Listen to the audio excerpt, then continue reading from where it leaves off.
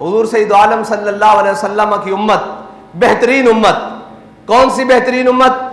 जिसको कहा गया कि तुमने सूद नहीं खाना, तुमने हराम नहीं खाना, तुमने गैरों का माल नहीं खाना, तुमने जनाब यतीमों का माल नहीं खाना, तुमने नाजायज तरीके से माल नहीं खाना। लेकिन वो उम्मत आज सारे करतूत कर रही है। पहली उम्मतें एक एक गुनाह करें। कोई हफ्ते वाले दिन मछलियां किसी के लिए ममानत आए तो वो हफ्ते वाले दिन मछलियां पकड़ें, अल्लाह उन पर अजाब भेज दे। किसी की मुझे ये बताएं कि आज जिधर जाओ, इस तरह शहर की जिस तरफ निकल जाओ, वहां बड़े बड़े पोश इलाके हैं, बड़े बड़े जनाब सोसाइटियां हैं और बड़ी बड़ी दीवारें हैं और बड़ी बड़ी उनकी चेक पोस्टें हैं। अंदर दाखिल होने से पहले अपनी शनाख्त करवाई जाए। बनी इसराइल की एक कौम जिसके अमीरों और गरीबों के दरमियान जिसके अमीरों ने दीवार खड़ी कर दी, भाई इस कौम के गरीब इधर रहेंगे और अमीर इधर रहेंगे। जब दीवार खड़ी कर दी, एक रात जब वो सोए, सुबह उठे तो गरीब अमीरों की जानिब से कोई शोर शराबा नहीं, कोई जनाब उठने के असरात नहीं, कोई जनाब बातों की आवाज नहीं। तो गरीबों ने कहा हम झांक कर देखो तो सही, ये आज उठे नहीं, खैर हो, ये खामोश होकर बैठे हैं। जब गरीब कौम ने अमीरों की तरफ झांका तो देखा कि वो कुत्ते और खिंजीर बन चुके हैं। सिर्फ मेरे अल्लाह को यह बात पसंद नहीं आई कि तुमने इनके दरमियान तफरीक पैदा क्यों की है। जब मैंने जो खुद बनाया है अपने बंदों को, खुद किसी को गरीब बनाया, किसी को अमीर बनाया, किसी को ऊंचा बनाया, किसी को नीचा बनाया, किसी को बड़ा बनाया, किसी को छोटा बनाया, तुमने दरमियान में दीवार क्यों है? अल्लाह ने उनको खिंजीर और बंदर बना दिया। लेकिन ये आज हर तरफ यही तमाशा है। बनी इसराइल वाले कौम वाले सारे गुनाह, वो मौलवी हो उनमें भी मौजूद है जी, वो पीर हो उनमें भी मौजूद, वो मशाइख हो उनमें भी मौजूद, वो अवाम हो उनमें भी मौजूद, वो सियासतदान हो, वो कोई भी तबका है फिक्र से ताल्लुक रखने वाले लोग हो, उनके अंदर वो सारे गुनाह मौजूद हो। लेकिन फिर भी इनके ऊपर अजाब नहीं आता, ना डड्डुओं का, ना टिड्डियों का, ना खून का, ना बारिशों का, ना तूफानों का, ना सैलाब का, फिर भी इनके ऊपर इज्तिमाई अजाब नहीं आता। तो इसकी वजह क्या है? आला हज़रत फरमाते हैं ताए अरब जिलाए करब फ्यूज अजब बगैर तलब, ये रहमत रब है किसके सबब, बेरब्बे जहां तुम्हारे लिए। और जमहूरियत के नाम पर और जनाब मफाद आमा के नाम पर, मफामत के नाम पर, वो जो शख्स आया है हमारी वजारत उज़्मा के सीट पर 10 महीने 11 महीने हुए हैं, वो आया शख्स, वो कहता था मैं इस कौम को बचाने के लिए, इसकी मैशत ठीक करने के लिए अगर कपड़े भी अपने बेचने पड़े तो वो भी जनाब बेचकर इनकी खिदमत करूंगा। उसने कपड़े क्या बेचने थे? जो फितरत ने लिबास दिया है, खाल और मांस और गोश्त, उसने वो भी नोचना शुरू कर दिया है कौम का। और कभी भी फलाह नहीं पा सकती कौम, ये बात पक्की है। और ये कहते थे हिसाबदार आएगा। मैंने कहा था तुम्हारी मैशत दुरुस्त नहीं हो सकती क्योंकि तुमने नामूसे रिसालत पर मुदाहनत की है, तुमने खत्मे नबुव्वत पर मुदाहनत की है, और जो तेरे दर से यार फिरते हैं वो दर बदर यूं ही खार फिरते हैं। हाँ, फिर रहे हो कि नहीं दर बदर खार? हाँ, तू आया नजरते क्यों बदनसीबा। हाँ, तुसी आ जाते तुहाडे कोल मौका सी। बाबा जी फरमाते जिंदगी च एक वेला आए आंदा कि बंदे नूं या इधर दा फैसला करना पैंदा या इधर दा फैसला करना पैंदा। काश के तुसी सारे रसूलुल्लाह दे दर दा फैसला कर लेंदे। आज तक तुहानू सारे कह रहे हैं तुसी डिफॉल्ट भी हो चुके हो, तुसी जनाब मंगते भी हो, तुहाडे कोल मुल्क भी नहीं चल रहा। कहने जी आप कहते हैं जनाब सूद को खत्म करने वाली बात, और आप कहते हैं जनाब ये कोई ठीक बात है कि जनाब आप कहते हैं हम सूद नहीं देंगे। मैंने कहा ये ठीक है कि दुनिया के आगे झोलियां फैलाकर फिरो, और ये ठीक है कि दुनिया के आगे दामन फैलाकर फिरो, और तुम इमदाद देने जाओ और अगले दरवाजे बंद करने कहीं लेने ना आ जाए, और तुम दुनिया को इमदाद देने की बजाय ये बयान दो कि हम 6 महीने तक इनसे इमदाद लेंगे नहीं। डूब मरने का मकाम है तुम्हारे लिए।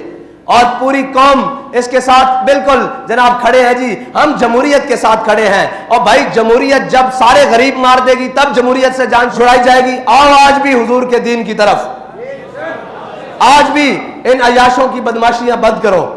और हमने कहा था तेल की कीमतों में इजाफा, तो आज हम प्रेस कॉन्फ्रेंस करने लगे हैं। हमने पता है सबसे आखिर में क्यों ऐलान करना है, उसकी एक वजह है। उसकी एक वजह है कि हम इंतजार कर रहे थे, हो सकता है जिनको आजादी की जंग लड़ने का शौक चढ़ा हुआ था वो कुछ कर ले कौम के लिए, कुछ बोल ही पड़े अपने इख्तिदार की हिर्स के अलावा कि यार इस कौम को मारना है तुमने। तुम्हें चाहिए तो ये था कि तुम मिनी बजट पेश करते हुए ये कहते कि हम अपनी अयाशियां खत्म कर रहे हैं। आज के बाद जितने सरकारी जनाब तेल लेने वाली गाड़ियां हैं और गाड़ियां हैं, उनका खर्चा हम खुद बर्दाश्त करेंगे।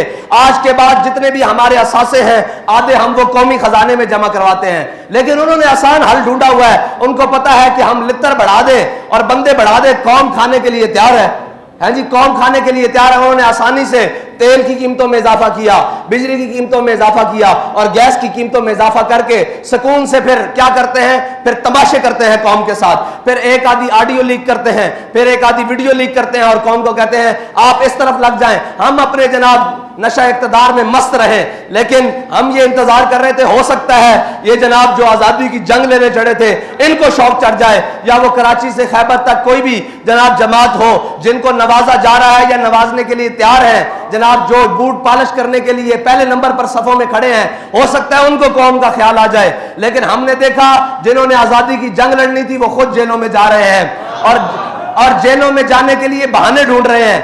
और जनाब जिन्होंने कहा था कि हम मैदान में खड़े हैं, वो जनाब आगे लेटने के लिए तैयार खड़े हैं। तो फिर हमने कहा कि आखिरी तो हम ही रहते हैं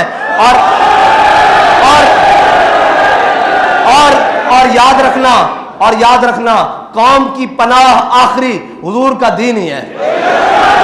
ये जहां मर्जी फिर ले, आखिर वो दीन ही है जो इनको बचा सकता है, और वो दीन ही है जो जात से भी मुराद खत्म करता है, हजरत उमर बिन अब्दुल अजीज की तरह। रिश्तेदारों से भी खत्म करता है, ताल्लुकदारों से भी खत्म करता है, दोस्तों से भी खत्म करता है और करीबी रफीकों से भी सारी चीजें खत्म करके कौम के खजाने में जमा करवाता है।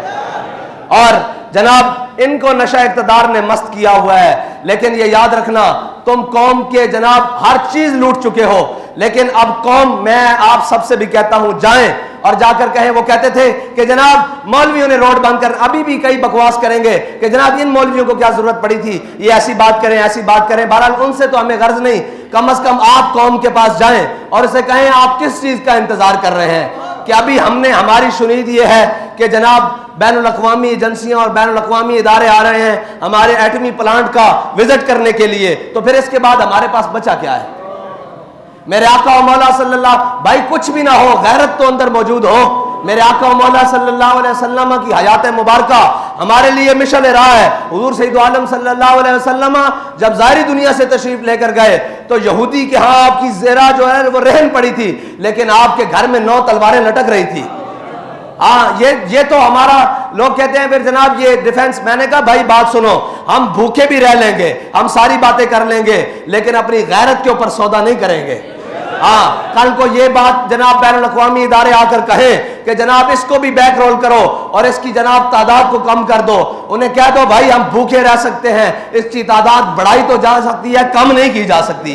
लेकिन मैं आपको ये बात बता दूं कि जिनके हाथों में आपके मुल्क और रियासत का इक़्तिदार है, वो बढ़ाने की क्या बात, वो तो इसको खत्म करने पर तुले हुए हैं। लेकिन ये इस पाकिस्तान ने बाकी रहना है तासुबह क़यामत, और इस पाकिस्तान ने इस्लाम का कला बनना है। लेकिन लगता है उसके आसार अल्लाह ताला अपनी हिकमतों से, अपने जनाब राजों में से और अपनी तदबीरों से इंशाअल्लाह जल्दी ला रहा है।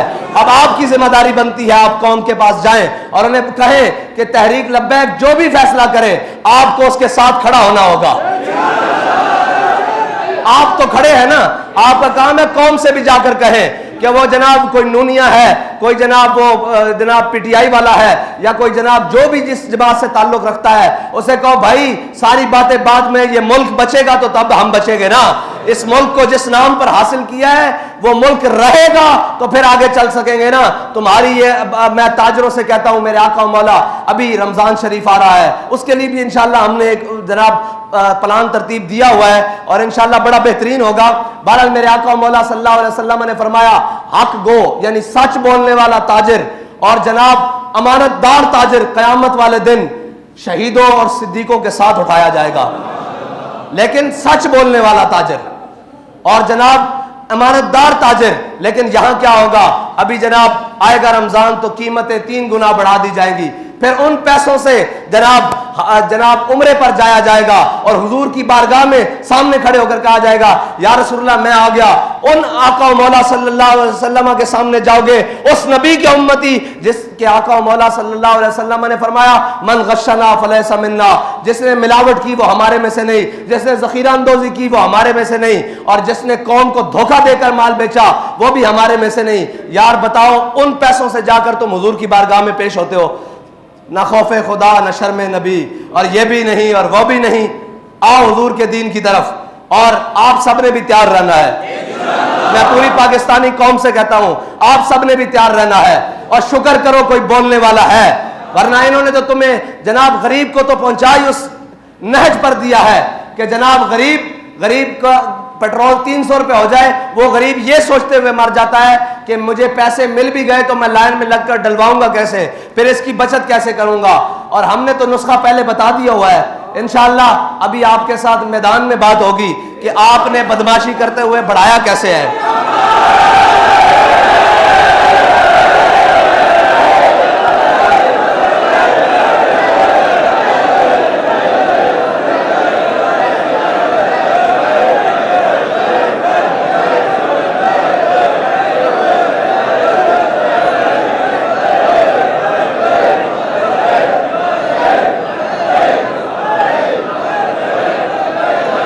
अगर ये बदमाशी पर उतर आए तो फिर इंशाअल्लाह तहरीक लब्बैक वालों का तो ट्रैक रिकॉर्ड मौजूद है ना इंशाअल्लाह।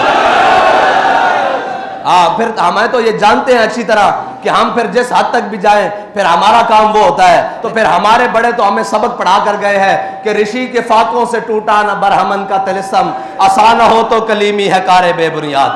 हमारे बड़े तो फिर हमें वो रास्ता बता कर गए हैं, और उस रास्ते पर अल्हम्दुलिल्लाह हम आज भी चलना जानते हैं, और हम अपनी नस्लों को भी सिखा रहे हैं कि हुजूर के साथ वफा करनी कैसे है। और ये सिर्फ पाकिस्तान का मसला, सिर्फ महंगाई का नहीं है अल्लाह के बंदो, ये पाकिस्तान की बका का मसला है। वरना पेट्रोल पहले भी महंगे होते रहे हैं और सारी चीजें, हम इसलिए खामोश थे चलो यार इकोनॉमी चलने दो। आज जनाब पाकिस्तान का कर्जा 51,000 अरब रुपए हो गया है, 51,000 अरब रुपए। पिछले एक साल में 23% कर्जे में इजाफा हुआ है। पिछले साल जो था वो पाकिस्तान का तकरीबन कर्जा 41,500 अरब रुपए था, यानी 41,557 या 550 या 55 इतने अरब रुपए था। आज जनाब 50,996 अरब रुपया है आज के दिन में, ये कौम को पहुंचा दिया है। और जो महंगाई की सूरत है वो 12.3% पे थी, अब 25.3 में। बहरहाल जितने भी आंकड़े लाए जाए भाई, जितने भी आदादो शुमार किए जाएं, सारी मुल्क भी बैठकर आदादो शुमार करे, गरीब को रोटी मिल रही है तो तुम्हारे आदादो शुमार ठीक है, अगर उसके दरवाजे तक नहीं पहुंच रही तो फिर तुम जितने भी आंकड़े मिलाओ वो सारे गलत है, वो सारे गलत है। उसको जिस तरह मर्जी जहां से मर्जी लेकर आओ वो सब कुछ गलत है। और चाहिए तो यह था कि अपने प्रोटोकॉल और अपनी अयाशियां और बदमाशियां खत्म करते हैं, लेकिन कहां प्रोटोकॉल खत्म करते।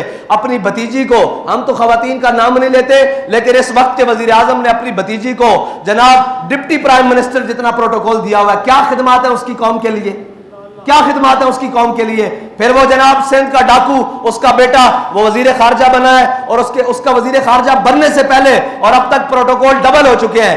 ये कौम जो जनाब, और कौम का भी कोई हाल नहीं, एक जनाब वो दुकानें खोले, कोई नई ब्रांड खोले तो जनाब लाखों और करोड़ों रुपए उनकी सेल हो जाती है। कैसे हो जाती है? खुदा का खौफ करो, अल्लाह के अजाब से डरो।